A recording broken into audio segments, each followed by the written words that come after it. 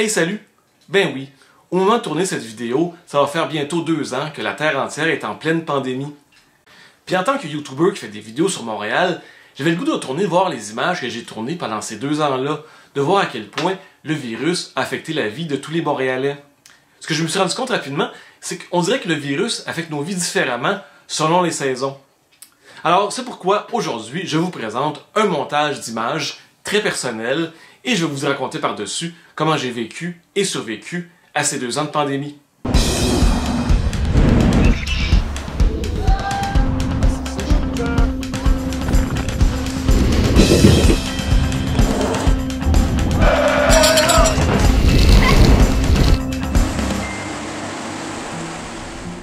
En commençant, je dois dire que j'ai vraiment été surpris par la pandémie. J'avais entendu parler que ça avait affecté la Chine, évidemment, l'Italie, mais je pensais pas que ça arriverait aussi vite à Montréal et que ça nous affecterait autant. On s'est vite retrouvés en télétravail et pas longtemps après en chômage. Donc rapidement, au mois de mars 2020, j'ai commencé à faire du vélo pour me désennuyer puis garder un minimum de santé mentale. C'est là que je me suis rendu compte à quel point le centre-ville avait été déserté complètement. Évidemment, tous ceux qui travaillaient encore étaient en télétravail et tous les commerces étaient complètement fermés. Donc, il n'y avait personne dans les rues du centre-ville. Ici, on remarque que la façade de l'hôtel de Germain n'avait pas encore été peinte aux belles couleurs qu'elle a aujourd'hui.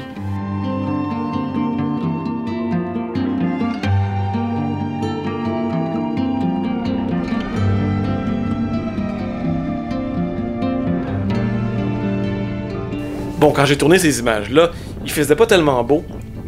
Mais même quand il pleut, le centre-ville de Montréal, normalement, grouille de gens qui vont travailler, qui prennent leur pause de dîner ou qui s'en retournent à la maison. Mars et avril 2020, il n'y a vraiment pas grand monde qui se promène sur la rue Sainte-Catherine. On peut compter les gens sur les doigts d'une main.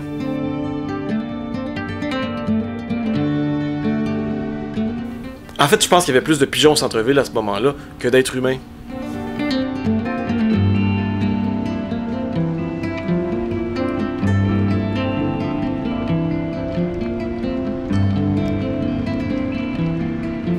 Même la rue Saint-Denis, qui habituellement grouille de vie en longueur d'année, était complètement déserte.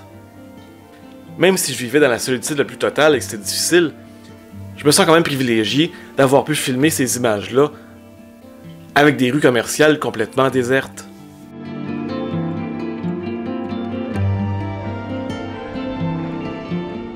Évidemment, plus les lieux étaient commerciaux ou touristiques, plus ils étaient déserts pendant la pandémie.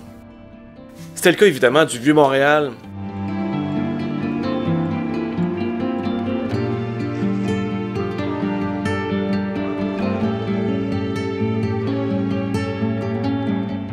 Encore une fois, je trouve ça vraiment spécial d'avoir pu filmer la place d'Armes avec quasiment personne.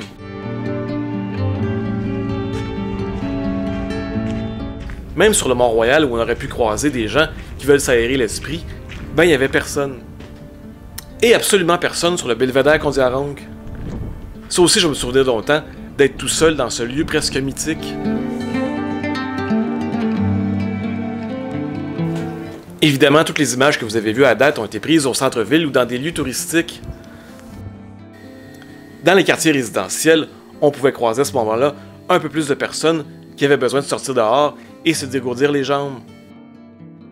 Mais si tu tenais absolument à ce moment-là à voir beaucoup de monde, vous pouvez aller dans ces camps improvisés où on faisait la file pour détecter si on avait le virus ou pas.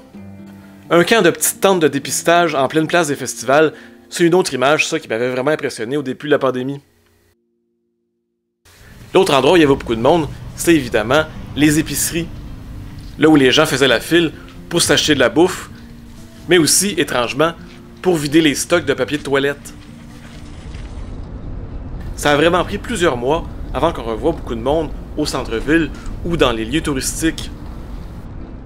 Cette image-là de la place Jacques-Cartier a été tournée en mai 2020, donc déjà 2 mois après le début de la pandémie.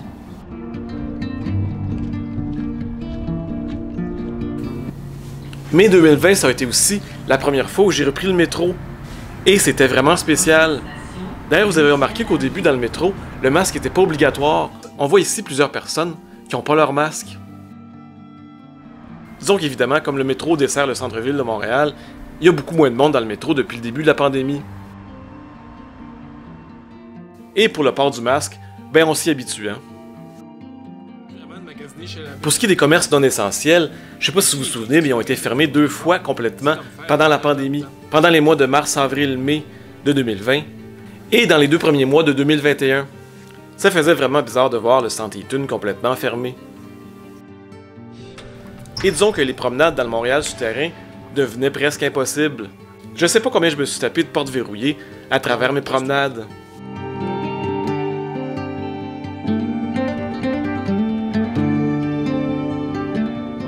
Autre passage fermé malheureusement, alors si je vais aller au Palais des Congrès, il va falloir que j'y aille par dehors encore une fois. C'est la 3e fois que je sors là.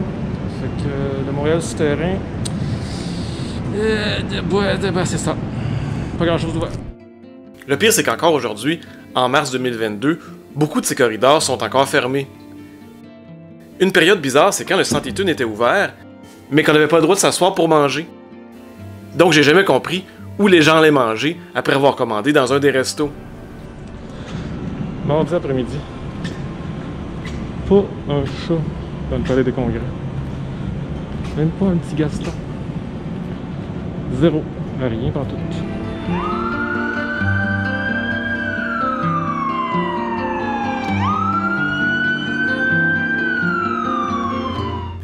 Puis je sais pas si la ville en a profité pendant la pandémie pour faire plus de travaux, mais à l'été 2020 sur Sainte-Catherine, c'était l'enfer.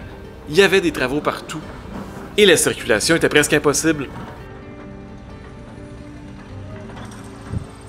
Parlant de transport, on oublie souvent que les avions étaient beaucoup moins nombreux à survoler Montréal pendant les 2 ans de pandémie.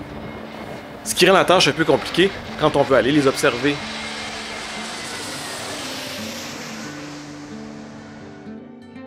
Par contre, un des avantages à ne pas avoir de touristes à Montréal, c'est qu'on a les musées à presque nous tout seuls. Je dois bien être un des derniers visiteurs à avoir visité le musée Stewart sur l'île Sainte-Hélène. Il a malheureusement fermé ses portes à l'automne 2020. Je pense que je vais commencer à piquer justement dans le musée. Mais pendant l'été 2020, la vie a repris son cours un petit peu. On pouvait aller manger de la crème glacée et on pouvait aller boire des verres dans des terrasses avec des capacités réduites. Évidemment, toutes ces activités sociales-là étaient à l'extérieur.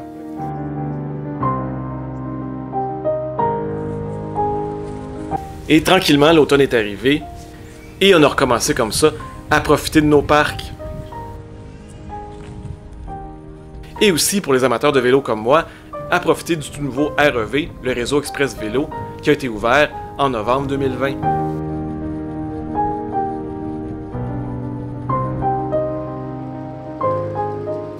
Mais bon, fallait bien que l'hiver revienne, et d'autres variants du virus aussi sont arrivés.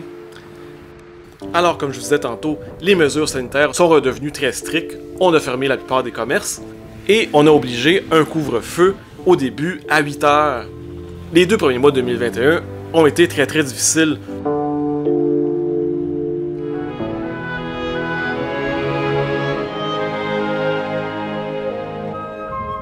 Mais comme à chaque année à Montréal, le printemps finit toujours par revenir. Et avec le printemps est arrivée la possibilité d'aller se faire vacciner. En tout cas pour les gens de mon âge. J'y suis allé dès que j'ai pu.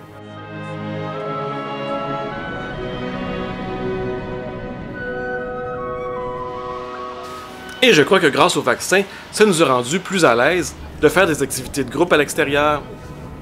C'est pour ça qu'on a fermé certaines rues, réouvert les terrasses, et on a même réorganisé certains festivals, comme Montréal complètement cirque.